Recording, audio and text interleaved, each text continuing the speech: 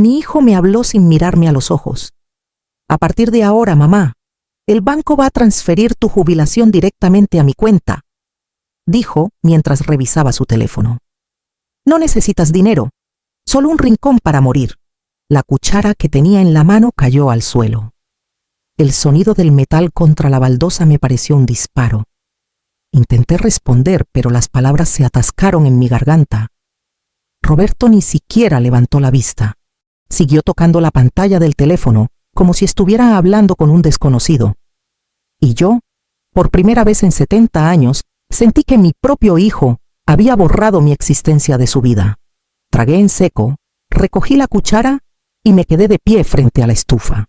El guiso que preparaba para los dos seguía burbujeando, pero el aroma que siempre me había reconfortado ahora me revolvía el estómago.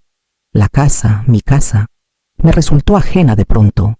Esa noche, mientras el reloj marcaba las 11, me quedé sentada en la oscuridad del comedor. El silencio pesaba más que los años. A lo lejos, escuchaba la risa de Adriana, su esposa, en el dormitorio.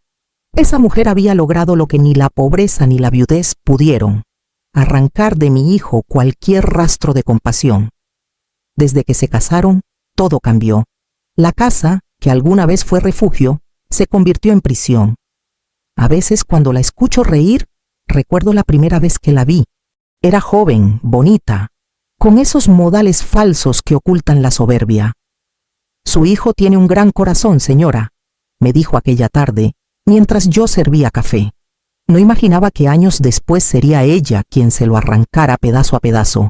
Pero antes de continuar, quiero hacerte una invitación muy especial. Suscríbete al canal y deja tu me gusta. Esto me ayuda a ver que me apoyas y disfrutas de mis historias. Y comenta aquí abajo desde qué ciudad nos estás viendo ahora. Continuemos. Aquella noche no encendí la luz del dormitorio. El aire olía a humedad y a tristeza. Sobre mi mesa de noche estaba la fotografía de Roberto cuando tenía 8 años, sonriendo sin dientes, abrazado a un perro callejero que rescatamos entre los dos. Él era mi vida. Trabajé 40 años como maestra de primaria, levantándome antes del amanecer, cosiendo mis propios vestidos, renunciando a todo placer para darle lo mejor. Y ahora ni siquiera me llamaba mamá, solo Mercedes. Las lágrimas me ardieron, pero no las dejé caer. A esta edad, una aprende que el llanto no sirve cuando el corazón ya está roto. A la mañana siguiente, Adriana me esperó en la cocina. Tenía una sonrisa tan falsa que dolía. Mercedes dijo mientras removía su café: no te lo tomes a mal. Roberto solo quiere ayudarme quitándome mi dinero. Es por tu bien. A tu edad ya no necesitas tanto. Además, el banco es complicado y tú ya no estás para esos trámites. Sus palabras eran dulces, pero cada una era un cuchillo. No te preocupes, querida, le respondí con calma. No me ofendo. Ella sonrió creyendo que me había domado. No sabía que detrás de esa calma había algo nuevo, una determinación que ni ella ni mi hijo conocían. Durante el día fingí normalidad. Hice mi cama, barrí, cociné. Pero mientras lavaba los platos, una idea empezó a tomar forma en mi mente, pequeña, sutil, peligrosa. No iba a gritar ni a llorar, no iba a pedir nada. Simplemente iba a hacer algo que ellos nunca esperarían de mí. Fui hasta mi cuarto y abrí el viejo armario. En el fondo, entre sábanas dobladas y un mantel de encaje, había una caja de lata. Dentro guardaba cosas que nadie recordaba: cartas, fotos, monedas antiguas y un frasco pequeño de vidrio con un líquido transparente. Lo había conservado por costumbre sin motivo. Era un frasco de cloro concentrado de los tiempos en que limpiaba la escuela donde trabajaba. Lo saqué, lo observé contra la luz. No tenía un propósito aún, pero sabía que esa noche lo tendría. Cuando cayó la tarde, preparé la cena como siempre: arroz, carne estofada y pan recién hecho. Roberto llegó del trabajo con el mismo gesto distante de los últimos meses.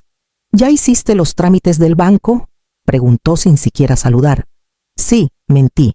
Ya lo hice. Perfecto, dijo sirviéndose una copa de vino. Adriana y yo hablaremos con el gerente mañana. Yo asentí sin decir nada. Durante la cena no hubo conversación, solo el sonido de los cubiertos y la televisión al fondo. Cuando terminaron, se fueron a dormir. Yo me quedé recogiendo los platos y limpiando la mesa. A medianoche me levanté. El reloj marcaba las 12. El silencio era tan profundo que podía oír mi respiración. Fui a la cocina, abrí el refrigerador y me quedé mirando su interior iluminado. Dentro, sobre la bandeja del medio, puse un plato cubierto con papel aluminio. Encima, el postre favorito de Roberto, flan casero, y junto a él una jarra con agua. Todo parecía normal, pero en el fondo, bajo una envoltura de plástico, escondí los documentos del banco, las copias de los formularios que él había falsificado para transferir mi pensión. Los había recuperado esa tarde, cuando Adriana los dejó sobre la mesa sin sospechar que yo los reconocería. Ahora descansaban congelados dentro del refrigerador, encerrados en una bolsa con agua sólida. Sabía que él los buscaría al día siguiente, creyendo que todo estaba bajo control. Esa noche dormí poco, pero tranquila. Por primera vez en mucho tiempo, sentí que el miedo se había transformado en algo distinto. Poder. El amanecer llegó con su rutina. Pasos, puertas, olor a café. Yo estaba sentada en la cocina cuando Roberto abrió el refrigerador. Todo fue cuestión de segundos. Primero el silencio, después un golpe seco, el sonido de vidrio chocando contra el piso y finalmente su grito. Un grito tan fuerte que hizo vibrar las paredes. Un grito de miedo, no de dolor. Adriana corrió desde la habitación. «¿Qué pasa?», gritó. Roberto solo señalaba el refrigerador temblando. Dentro, sobre la bandeja, los documentos flotaban en el bloque de hielo, perfectamente visibles, con mi firma al lado de la suya falsificada. Encima una nota mía. «Nunca subestimes a una madre, ni siquiera a una vieja». Me levanté despacio, lo miré a los ojos y dije: «Buenos días, hijo. ¿Te sirvo café?». Él no respondió, solo se alejó pálido, con las manos temblando, y yo, por primera vez en años, volví a sonreír. El ruido del refrigerador aún resonaba en mi cabeza cuando me senté junto a la ventana. La mañana estaba fría, con un sol débil que apenas alcanzaba a iluminar el jardín. Las manos me temblaban, no de miedo, sino de cansancio. Era el cansancio de toda una vida, de haberlo dado todo y haberme quedado sin nada.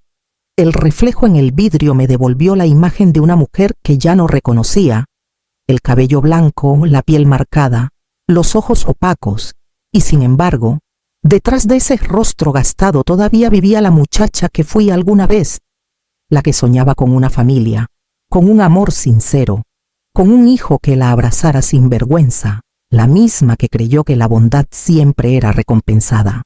¡Qué ingenua fui! Me casé a los 22 años con Andrés, un hombre de manos firmes y sonrisa fácil. No teníamos nada, solo una habitación alquilada y una radio vieja que siempre sonaba con interferencias. Pero éramos felices. Cuando Roberto nació, Andrés lloró. Nunca lo olvidaré. Sus lágrimas caían sobre el cuerpo del bebé como una promesa. Prometió protegernos, cuidarnos, amarnos y cumplió hasta el último día de su vida. Murió joven, demasiado joven, un accidente en la construcción donde trabajaba. Yo tenía 36 años y Roberto apenas 10. Ese día el mundo se partió en dos, el antes y el después. El antes solía a pan recién hecho, a domingos en el parque, a risas compartidas. El después olía a tristeza, a factura vencida, a sudor y a lágrimas escondidas en la almohada. Trabajé sin descanso, mañanas en la escuela, tardes cosiendo ropa ajena, noches dando clases particulares. Roberto era mi motivo. Cada vez que lo veía dormir sentía que valía la pena. Decía que algún día me compraría una casa con jardín para que no vivas en el ruido del mundo, mamá. Y yo le creí. Fui madre y padre, maestra y enfermera, guía y sombra. No hubo cumpleaños sin torta, ni invierno sin abrigo. A veces me privaba de comer para que él tuviera leche y pan. Recuerdo una noche en que se me rompieron los zapatos y fui al trabajo descalza hasta la puerta de la escuela para no ensuciar los pisos de la directora. Ella nunca lo supo, nadie lo supo. Pero mi hijo, mi pequeño Roberto, sí lo vio y me abrazó con tanta fuerza que pensé que nunca se separaría de mí. No sé cuándo empezó a cambiar. Quizás fue cuando consiguió su primer trabajo. Ya no me miraba igual, ya no me pedía consejo, y yo, tonta, pensaba que era parte de crecer, pero había algo más. Un orgullo que se le instaló en los ojos, un desprecio que no entendía. Dejó de besarme la frente, dejó de contarme sus cosas, comenzó a avergonzarse de mí. La primera vez que me dolió de verdad fue en su boda. Adriana se veía espléndida, eso no lo niego, pero durante la ceremonia, cuando el sacerdote le pidió que agradeciera a sus padres, Roberto solo miró a la madre de Adriana. Ni una palabra para mí, ni una mirada, como si yo no existiera. Después, en la fiesta, me sentaron en una mesa al fondo, lejos de los invitados.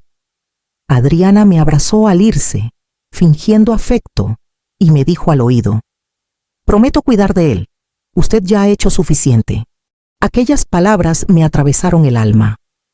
Ya ha hecho suficiente. Era su manera elegante de decir que sobraba. Y desde entonces, así me trató, como un mueble viejo que ocupa espacio, como un recuerdo que estorba. Después de la boda, vinieron los años de silencio. Roberto apenas me llamaba. Cuando lo hacía era para pedirme dinero o para preguntarme si podía vender el terreno de su padre. Yo siempre decía que sí, porque pensaba que eso lo haría feliz. Y cada vez que le daba algo, creía que estaba comprando su cariño de nuevo. Nunca aprendí que el amor no se compra ni se mendiga. Adriana fue quien tuvo la idea de mudarse conmigo cuando vendieron su departamento. Dijo que así me acompañarían en mi vejez. Yo, ingenua, acepté. Pensé que era una oportunidad para recomponer la relación, pero lo que hicieron fue instalarse aquí como dueños, cambiar mis muebles, tirar mis cosas, transformar mi casa en un campo de batalla donde mi voz no valía nada. El primer mes todavía cocinaba para los tres. Luego me prohibieron usar la cocina para no hacer desorden.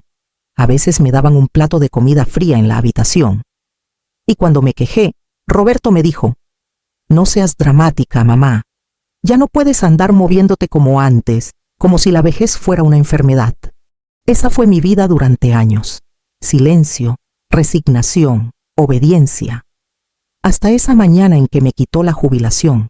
Hasta ese instante en que mi hijo me borró del mundo con una sola frase, pero algo se quebró dentro de mí, algo que llevaba décadas durmiendo, y esa fractura se convirtió en fuego. Desde aquella noche del refrigerador he sentido algo extraño, una calma nueva. Ya no lloro por lo que perdí, sino por lo que estoy a punto de recuperar. Mi dignidad. La vieja Mercedes, la que mendigaba afecto, murió el mismo día en que mi hijo abrió la puerta del congelador. La que queda ahora es otra. Una mujer que aprendió que el amor no debe doler y que hay silencios más poderosos que cualquier grito. A veces me miro al espejo y me digo en voz baja: «Mercedes, nadie volverá a quitarte lo que es tuyo». Y lo digo sin temblar, con la voz firme. Porque si algo aprendí después de 70 años, es que no hay peor traición que la de un hijo que olvida a la madre que lo enseñó a amar. Y esa lección pienso devolvérsela pronto. Después de lo del refrigerador, la casa se volvió un campo minado. No había gritos, pero sí miradas que pesaban como piedras. Adriana no me hablaba. Cuando lo hacía era solo para dar órdenes. Roberto fingía calma, pero cada gesto suyo era una amenaza. Podía sentir su rabia hervir bajo la piel, una rabia muda, fría. Una tarde lo escuché hablando por teléfono en el jardín. «No, no pasa nada», decía. «Solo fue un susto, ya está vieja, pierde la cabeza». Me quedé quieta detrás de la puerta, oyendo cómo mi propio hijo justificaba mi cordura ante alguien. «Ya está vieja, pierde la cabeza». 4 palabras que borraban toda mi historia. Mis años de trabajo, mis recuerdos. 4 palabras que lo convertían en extraño. Esa misma noche me quitaron las llaves de la casa. Adriana se acercó con su tono dulce de siempre y dijo: «Mercedes, es mejor así.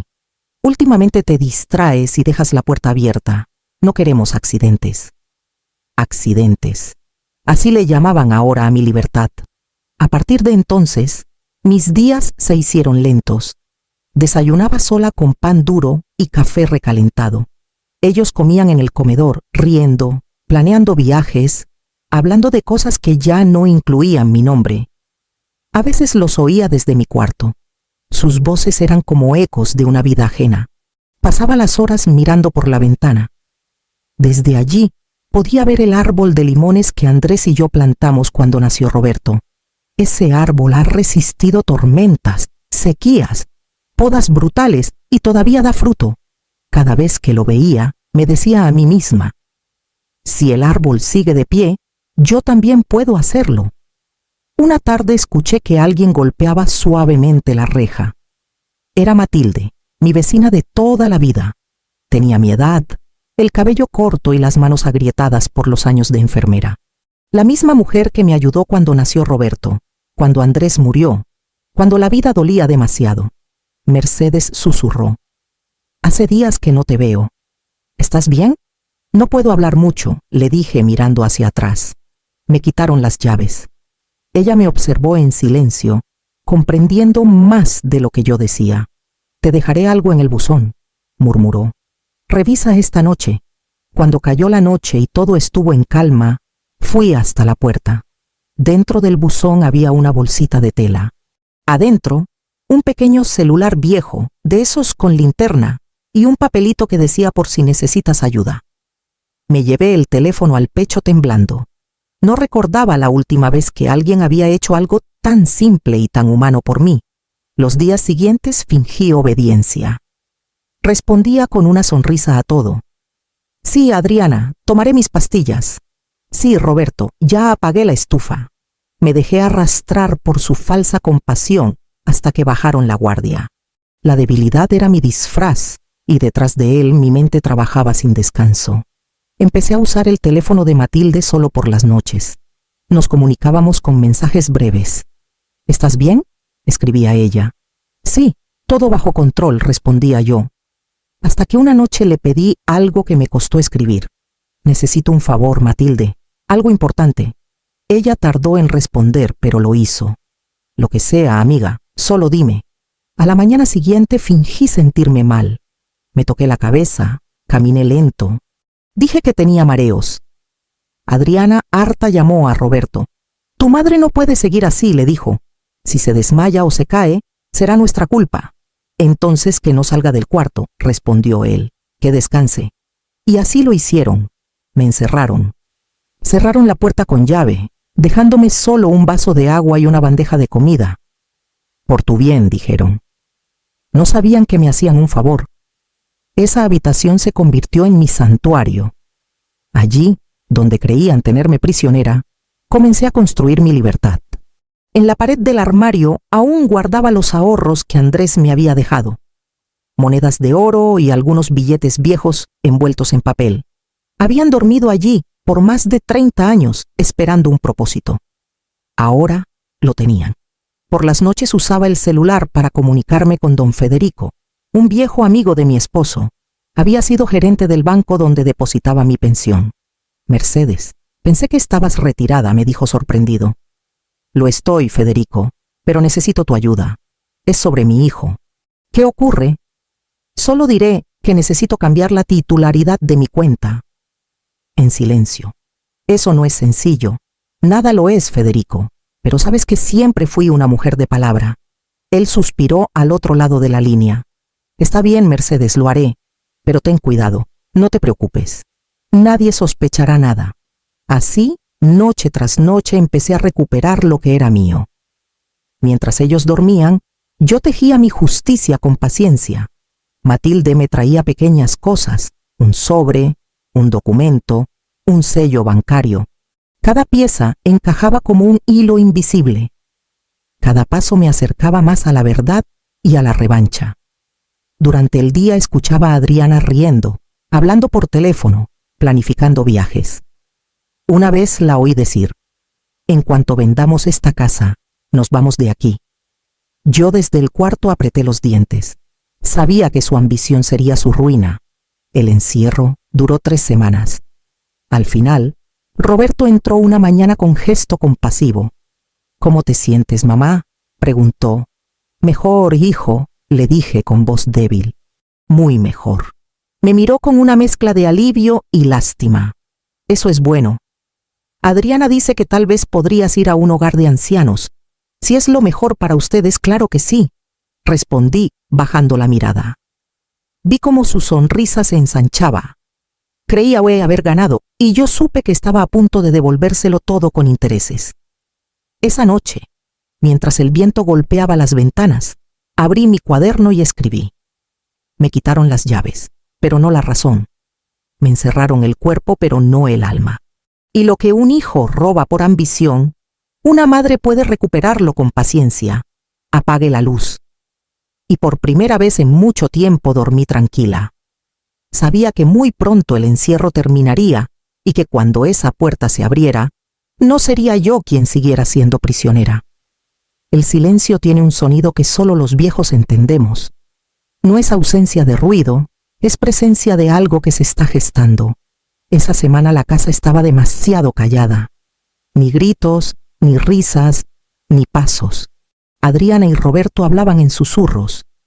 Cerraban puertas, se quedaban despiertos hasta tarde. Yo fingía dormir, pero mis oídos seguían despiertos, como los de una madre que presiente la tormenta antes de verla. Una noche los escuché. Mi habitación da al pasillo y la pared que nos separa es delgada como papel. Las voces me llegaban nítidas, aunque trataban de contenerlas.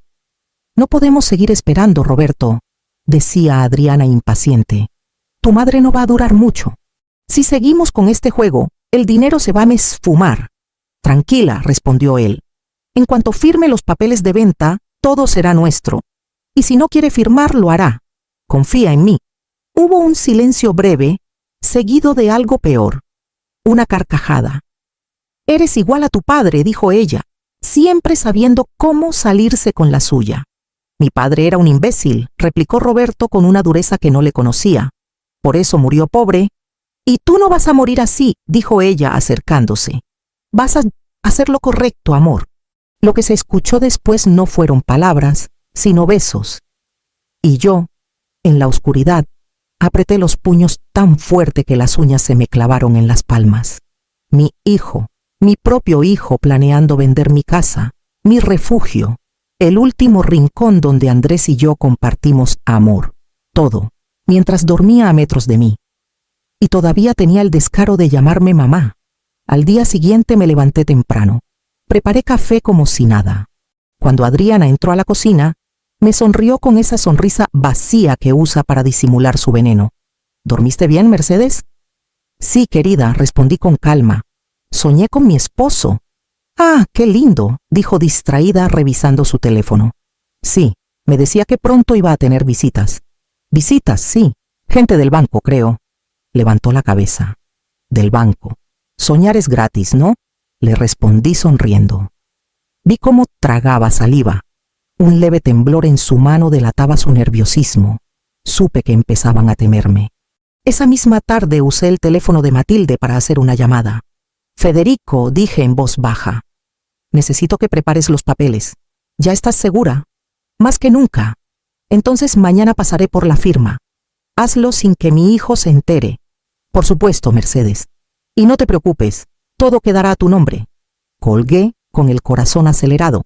No era miedo, era adrenalina. La misma que sentí cuando llevé a Roberto al hospital por primera vez siendo niño, cuando Andrés tuvo fiebre y no había medicinas, cuando el mundo me empujaba y yo seguía de pie. Era la fuerza que solo se despierta cuando ya no hay nada más que perder. Por la noche volví a escuchar a la pareja hablando. Esta vez sus voces eran más agudas, nerviosas. «¿Y si el banco la cita sin avisar?», preguntó Adriana. «No pueden hacerlo sin mi autorización», respondió Roberto. «No confío en ella. Esa vieja no es tan tonta como parece. Ya está débil. Apenas camina. No tiene idea de lo que pasa». Reí en silencio. Si supieran lo rápido que aún pienso, se asustarían. Si supieran lo mucho que escucho, dejarían de hablar. A la mañana siguiente, cuando Roberto se fue al trabajo, Adriana se quedó en casa. Me llevó el desayuno al cuarto, un gesto que habría sido amable en otro tiempo, pero que ahora olía a veneno disfrazado de compasión. «Aquí tienes, Mercedes», dijo. «Tienes que alimentarte bien». «¿Qué detalle el tuyo?» «Hija», respondí usando la palabra hija como un arma. Ella sonrió apenas con fastidio.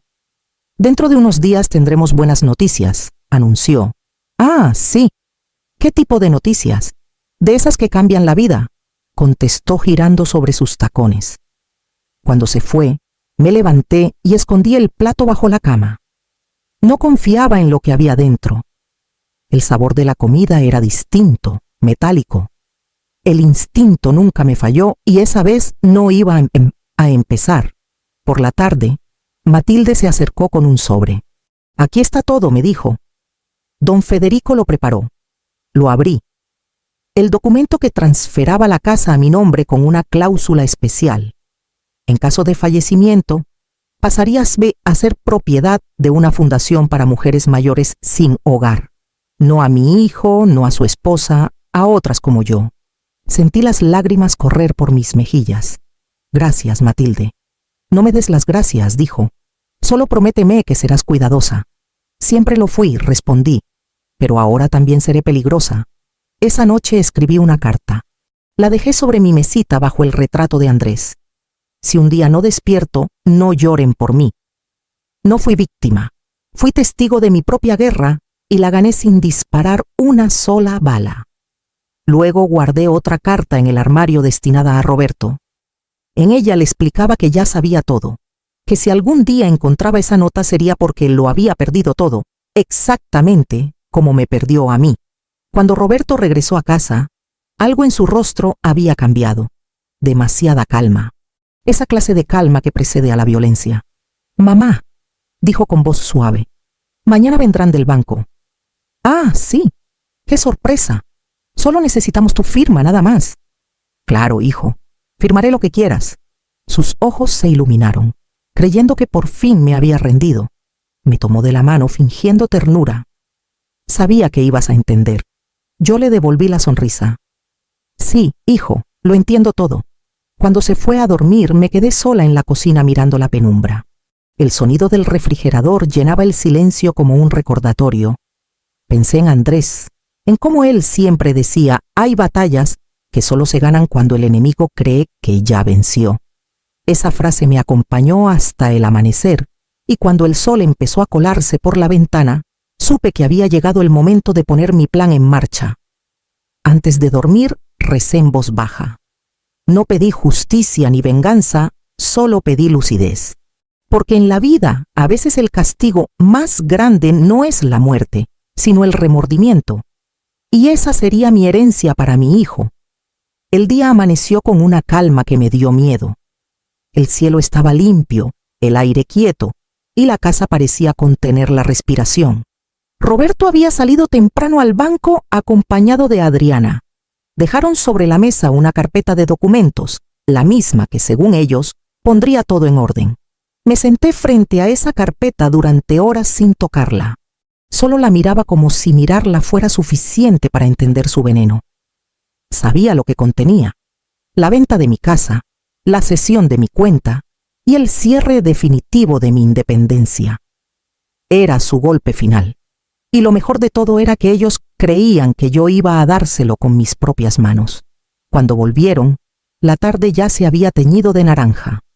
Adriana traía ese perfume caro que siempre me da náuseas, y Roberto caminaba con la arrogancia de quien cree que ha ganado. «Mamá», dijo él con una sonrisa que me resultó extraña, «hoy es un día importante». «Ah, sí, sí. Vamos a terminar con los trámites. Ya no tendrás que preocuparte por nada». Adriana se sentó frente a mí y me miró fijamente. «Solo falta tu firma», dijo empujando la carpeta hacia mí. Aquí me temblaron las manos, pero no de miedo. Era la emoción de una actriz antes del acto final. Tomé el bolígrafo, abrí los papeles y fingí leer sin comprender. «¿Y esto es del banco?», pregunté con voz frágil. «Sí, mamá, confía en mí», respondió Roberto, mirándome como si fuera un niño dándome instrucciones. Claro que confío, hijo. Siempre lo hice. Y firmé 1, 2, 3 veces sin protestar. Adriana sonrió satisfecha, creyendo que mi sumisión era auténtica. Así me gusta, Mercedes, que coopere. Cooperar. ¡Qué palabra tan peligrosa! Cuando se fueron a celebrar su victoria a cenar fuera, fui hasta mi habitación, abrí el cajón del armario y saqué una copia de los documentos verdaderos, los que don Federico había preparado días atrás, los que anulaban por completo las firmas que acababa de poner, los que devolvían mi casa, mi cuenta y mi dignidad a donde pertenecían, a mí. Mientras ellos firmaban su propio engaño, yo ya había cerrado el mío. Federico lo había hecho todo sin ruido, con la precisión de un hombre que conoce los rincones de la burocracia. Mercedes me dijo por teléfono: cuando ellos presenten esos papeles, el sistema mostrará a otros. Y créeme, el banco no discute con una maestra que tiene recibos guardados desde 1983. Guardé las copias en una caja metálica junto a las fotos de Andrés y la libreta de ahorros. Cada firma, cada sello, cada movimiento era parte de una sinfonía silenciosa que pronto estallaría. Esa noche dormí poco. Escuché cuando llegaron riendo, chocando copas en la cocina. Desde el pasillo oí a Adriana decir: «Ya está hecho. Mañana mismo pongo la casa a la venta». «Tranquila», respondió Roberto. «Primero me transfieren el dinero. No quiero errores». «¿Y tu madre?» «Mi madre». Hubo una pausa. Mi madre ya no tiene nada. Cerré los ojos y me prometí que esa sería la última vez que lo escuchara hablar así. Al amanecer, Matilde vino con paso rápido, disfrazada de repartidora. Llevaba una gorra y una bolsa de pan en la mano. «Aquí tienes lo que pediste», me dijo entrando en silencio. Dentro de la bolsa había un sobre con sellos notariales. «Documento registrado», decía en tinta azul. «¿Todo listo?», preguntó ella. «Todo». Nos abrazamos sin decir más. Dos mujeres viejas, cansadas pero vivas. Matilde se fue por la puerta trasera justo cuando escuché la cerradura principal girar. Roberto había regresado. «Mamá», dijo entrando, «hoy vendrá el agente inmobiliario». «¿Para qué?» «Para tasar la casa». «Ah, qué bien. Así sabrán cuánto vale lo que fue mi vida», respondí sirviéndome café. Me miró con una mezcla de irritación y desprecio. «No empieces, mamá. No lo arruines. Yo nunca arruino nada, hijo. Solo observo». Esa tarde la gente recorrió la casa tomando fotos, midiendo, haciendo preguntas. Yo lo seguía en silencio, mirando cómo sus dedos tocaban las paredes que Andrés había pintado con sus manos, el marco donde aún se veía su letra, los escalones donde Roberto dio sus primeros pasos. Era como si un extraño diseccionara mis recuerdos. Cuando terminaron, Adriana firmó unos papeles y salió a la puerta a despedirlo. Roberto se quedó atrás, revisando los documentos. «¿Estás contento, hijo?», le pregunté. «Por supuesto, esto nos dará una vida mejor. ¿A ti o a nosotros?» «A todos», dijo sin levantar la vista. «¿Y dónde viviré yo?» «En el hogar de ancianos que vimos el otro día». «Ah, claro, ese con rejas en las ventanas, muy acogedor». Su silencio fue mi respuesta. Lo miré fijamente. No había amor en su rostro, solo una máscara de ambición, y detrás de esa máscara, una sombra que no reconocía. Cuando cayó la noche me encerré en mi cuarto, saqué una libreta y escribí una sola frase: «El poder no lo tiene quien manda, sino quien sabe esperar». Luego encendí la radio. Una canción vieja, la favorita de Andrés, llenó la habitación. Por un momento me sentí en paz, casi feliz, pero antes de dormir me prometí algo. Cuando todo terminara, cuando el teatro se derrumbara, no levantaría la voz, no haría falta. Mi silencio sería más fuerte que cualquier grito.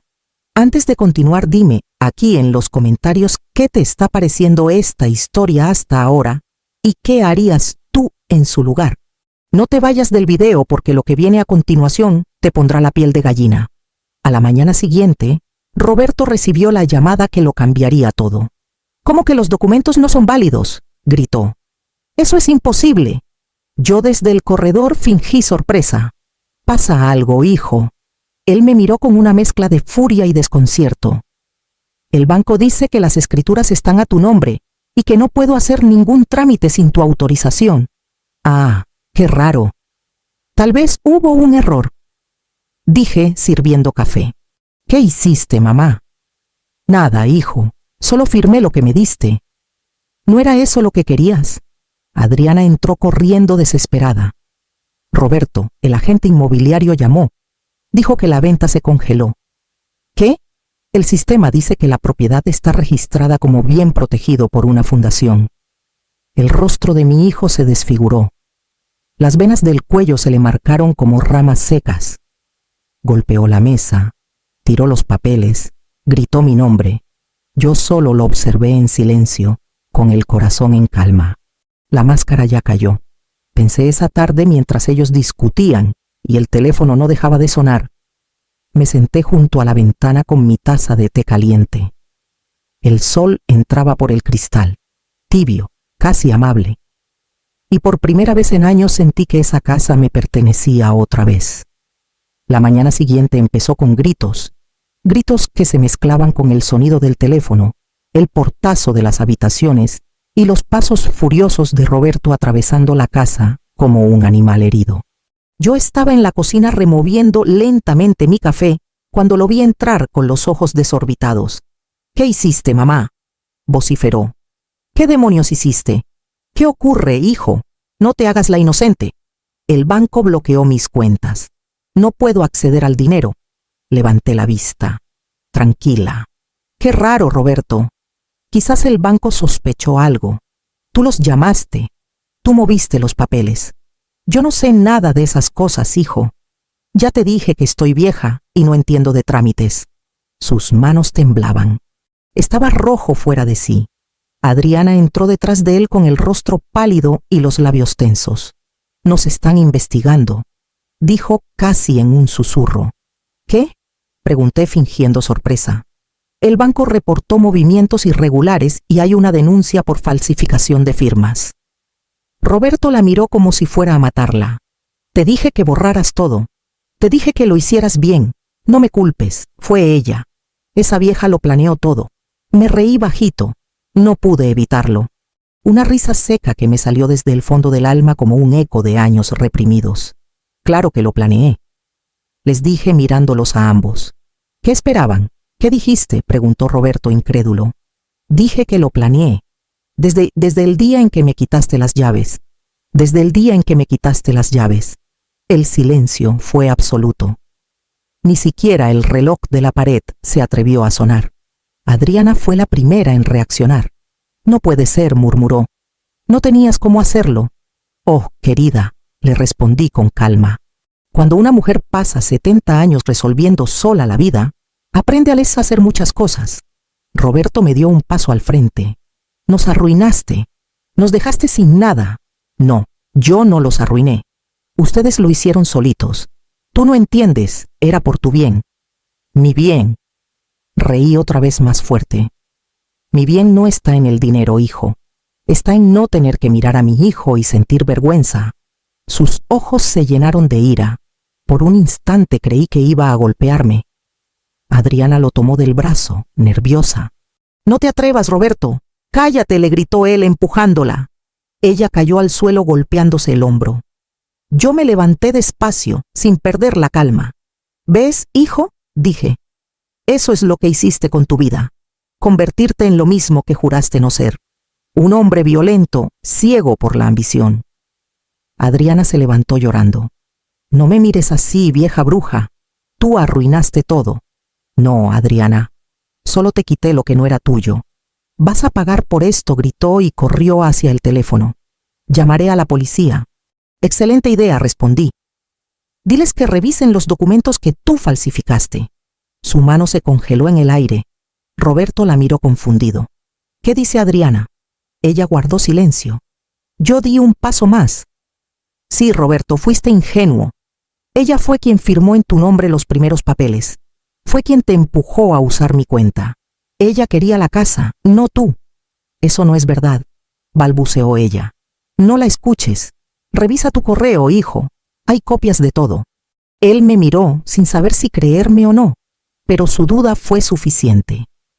Adriana, presa del pánico, corrió a la habitación y cerró la puerta con llave. Yo la oí sollozar del otro lado. Era el sonido más dulce que había escuchado en años. Roberto se dejó caer en una silla. Tenía la mirada perdida.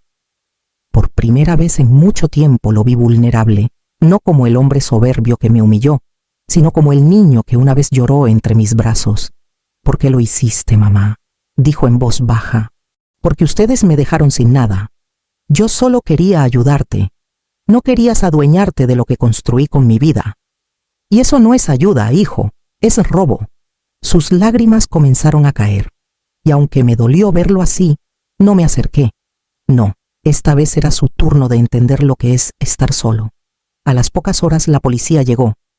Vecinos curiosos, sirenas, preguntas. Adriana intentó culparme, pero los documentos hablaban por sí solos. Las firmas falsas, las transferencias, las llamadas grabadas. Todo estaba allí perfectamente ordenado. Ellos habían cavado su propia tumba legal. Los agentes se llevaron a Adriana primero. Ella gritaba, lloraba, maldecía. Roberto intentó detenerlos, pero uno de los oficiales le dijo: «Usted también debe acompañarnos. Hay denuncias a su nombre». Él me miró antes de salir. Una mirada que no olvidaré. Ni de odio, ni de amor, solo de vacío, como si de repente hubiera comprendido lo que perdió. Cuando la casa quedó en silencio, me senté otra vez frente al refrigerador. Abrí la puerta. Dentro seguía el bloque de hielo que usé aquella noche, ya casi derretido, pero aún guardando en su interior un trozo de papel con las primeras pruebas que encontré. Lo saqué, lo puse sobre la mesa y lo observé derrumbarse lentamente, gota a gota. Era como ver cómo el pasado se derretía frente a mí. Tomé el teléfono y llamé a Matilde. «Ya está hecho», le dije. «¿Estás bien?» «Sí, más de lo que estuve en años». Ella guardó silencio y luego preguntó: «¿Y ahora qué harás?» «Vivir, Matilde, solo vivir. Te lo mereces». Colgué y me quedé mirando por la ventana. El árbol de limones seguía en pie. Flores nuevas, brotes frescos, el mismo árbol que plantamos cuando Roberto nació. Me pareció un símbolo cruel y hermoso a la vez. La vida sigue, aunque las raíces estén heridas. Antes de irme a dormir, me miré en el espejo. Por primera vez en mucho tiempo me reconocí. No la mujer débil ni la madre olvidada, sino una mujer que sobrevivió a todo y que, sin derramar una gota de sangre, logró justicia. Escribí una última frase en mi cuaderno. Al final no grité para que me oyeran. Guardé silencio, y ese silencio fue mi venganza. Apagué la luz y dormí profundamente, como quien al fin puede cerrar los ojos sin miedo. Han pasado 3 semanas desde aquella mañana. 3 semanas desde que la policía se llevó a Roberto y a Adriana, desde que los gritos llenaron la casa y el vecindario entero se enteró de mi historia. Desde entonces la casa volvió a ser mía, pero no era la misma. El silencio que antes me dolía, ahora me protegía. Era mi escudo, mi paz, mi forma de respirar sin miedo. Cada día me levantaba temprano, preparaba mi café y abría las ventanas para dejar entrar el sol. Las cortinas volvían a moverse con libertad. Los cuadros, antes guardados, regresaron a sus lugares y el aroma de jazmín volvió a llenar los rincones. Era como si Andrés me acompañara de nuevo, caminando por los pasillos, sonriendo en cada rayo de luz. A veces me sentaba en el porche a mirar el árbol de limones. El viento movía sus ramas con una dulzura que me hacía llorar. Llorar sin rabia, solo con alivio. Por primera vez en muchos años mi vida me pertenecía. Una tarde Matilde llegó con una expresión que no supe descifrar. Tenía los ojos húmedos y el paso lento. «Mercedes», dijo, dejando el bolso sobre la mesa. «Roberto salió de la cárcel». «Sí, firmó un acuerdo con el juez». Adriana se declaró culpable. Lo exoneraron parcialmente. Asentí sin emoción. No sentí odio ni alegría, solo un vacío sereno. «¿Sabes dónde está?», pregunté. «Dijeron que venía hacia aquí. Supe en ese instante que el destino no había terminado conmigo. Anochecía cuando escuché el golpe suave en la puerta. No fue un llamado arrogante ni impaciente. Fue tímido, casi temeroso. Abrí. Ahí estaba mi hijo más delgado, con el rostro marcado por la culpa y la vergüenza. Llevaba una mochila vieja al hombro y los ojos hundidos. «Mamá», susurró. No dije nada, solo me quedé mirándolo. Por un momento vi al niño que alguna vez fue, al que se escondía detrás de mi falda cuando tenía miedo, al que dormía abrazado a mi brazo. Él bajó la cabeza. «No vengo a pedirte nada», dijo. «Solo quería verte». «¿Y eso qué cambia?», pregunté. «Nada», admitió, pero necesitaba hacerlo. Entró lentamente, miró alrededor como si la casa lo mirara de vuelta. Tocó el respaldo de una silla, el borde de la mesa, la estufa. «Todo está igual», dijo. «Sí, lo que cambia no siempre se ve». Se sentó frente a mí y durante un rato no hablamos. El silencio entre nosotros pesaba más que cualquier palabra. Al fin él lo rompió. «Tenías razón. ¿Sobre qué?»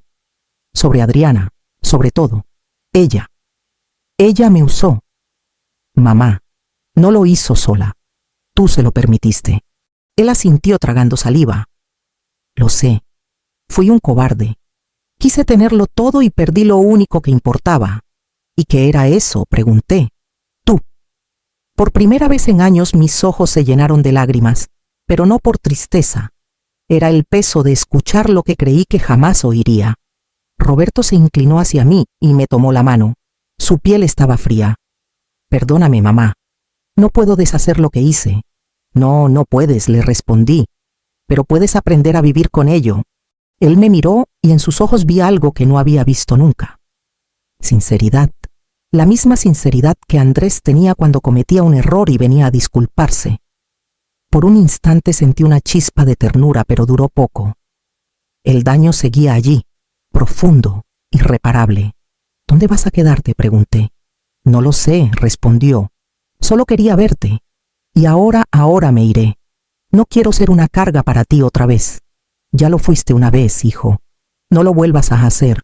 Él bajó la cabeza. «Lo sé, pero si algún día quieres verme, Roberto», lo interrumpí. «Un hijo puede perderlo todo, el dinero, el trabajo, incluso el amor. Pero cuando pierde el respeto de su madre, no hay regreso».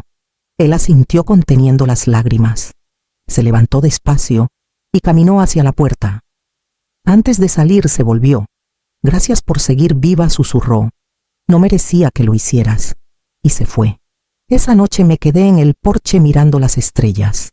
El viento movía las ramas del árbol y en ese sonido encontré consuelo. Matilde vino más tarde con una manta sobre los hombros. «¿Te dijo algo?» «Sí», respondí sin mirarla, «que me daba las gracias por seguir viva». «¿Y qué le dijiste?» «Nada». A veces el silencio es la única respuesta posible. Nos quedamos así, las dos en silencio hasta que ella murmuró: «¿Lo perdonaste, Mercedes?». Pensé durante un largo rato antes de responder. No lo sé, pero tampoco lo odio. Tal vez eso sea lo más parecido al perdón. Días después me llegó una carta sin remitente. Dentro una foto. Roberto sentado junto al árbol de limones debía haber sido tomada antes de irse. En el reverso, con su letra temblorosa, una sola frase: «Siempre fuiste más fuerte de lo que creí». Sonreí, no de felicidad, sino de comprensión, porque al final el amor de una madre no desaparece, solo se transforma. Ya no era la devoción ciega de antes, era una forma serena de decir: «Ya te solté». Esa noche escribí en mi cuaderno: «La caída de un hijo no siempre se escucha. A veces solo se siente como el eco de un corazón que se quiebra, pero sigue latiendo». Cerré el cuaderno y lo guardé en el cajón junto a las fotos de Andrés. El pasado estaba completo, la herida cerrada. Y aunque no sabía si Roberto volvería algún día, supe que yo ya no lo esperaría. El invierno llegó temprano aquel año. Las mañanas eran más frías, los amaneceres más grises, y el aire traía ese silencio que solo las almas cansadas entienden. Pero por primera vez en mucho tiempo, el frío no me dolía. Era un frío distinto, limpio, como si lavara lo que quedaba del pasado. Han pasado 6 meses desde la última vez que vi a Roberto. No he vuelto a saber de él, ni lo espero. Y sin embargo, cada mañana cuando preparo café, miro hacia la ventana con la sensación de que sigue allí afuera, en algún lugar respirando el mismo aire que yo. No con rencor, solo con distancia. La distancia que se necesita para sanar. Después de todo lo ocurrido, decidí que no quería morir en silencio ni rodeada de recuerdos vacíos, así que abrí las puertas de mi casa, literalmente. Un día, Matilde me trajo a una mujer mayor que lloraba en la plaza. Su hijo la había echado de casa. Tenía los ojos llenos de vergüenza. La dejé pasar, le preparé té y sin pensarlo le dije: «Puedes quedarte aquí unos días».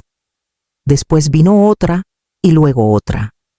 Y cuando quise darme cuenta, mi casa, aquella que mi hijo quiso vender, se había convertido en un refugio, un lugar para mujeres olvidadas, para las que la vida trató igual que a mí, con dureza, pero no con derrota. Cada noche las escucho reír, cocinar, cantar viejas canciones. La casa respira vida otra vez y en cada una de ellas veo un pedacito de mí. Hace poco vino un periodista local. Había escuchado sobre la Casa de las Valientes, como la llaman en el barrio. Me pidió que le contara mi historia. Reí. Le dije que no era una historia de venganza, era una historia de memoria. Le conté que un día mi hijo quiso quitarme todo, mi dinero, mi casa, mi voz, y que sin saberlo me devolvió lo que nunca debí perder, mi dignidad. Él escuchó en silencio, tomó notas y antes de irse me preguntó: ¿lo perdonó, señora Mercedes? Sonreí. Perdonar no siempre es abrazar, le dije. A veces perdonar es poder pronunciar su nombre sin que te tiemble el alma. Cada atardecer salgo al porche a ver el árbol de limones. Sigue ahí, firme con sus ramas cargadas de fruto. A veces una de las mujeres del refugio, Clara, me acompaña. Ella siempre dice: «Este árbol no se muere nunca, Mercedes». No respondo, porque está acostumbrado a sobrevivir a las tormentas. Ella sonríe y me toma la mano, y en ese gesto simple encuentro todo lo que necesito. Matilde partió hace un mes.